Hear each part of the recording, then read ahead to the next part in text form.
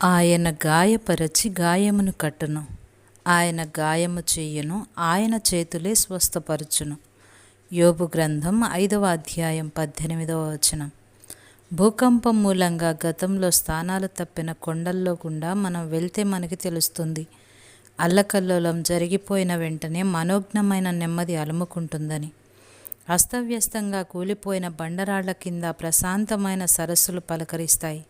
ఆ బండరాళ్ల నీడల్లో నీటి తుంగ మొదలైన అనేక విధాలైన జలవల్లులు మొలకెత్తుతాయి.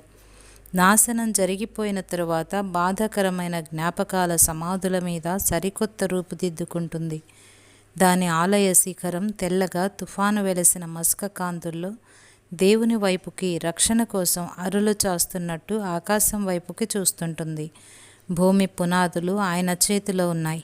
పర్వతాల గాంభీర్యం ఆయనదే. భూకంపం కల్పించి ఆయన భూమిని దున్నాడు. లోతుగా నెరలు చేసి గాయపరిచాడు. నిద్రపోయే మైదానాలు ఉలిక్కిపడ్డాయి. కొండలు బండలు ఎగిరెగిరి పడ్డాయి.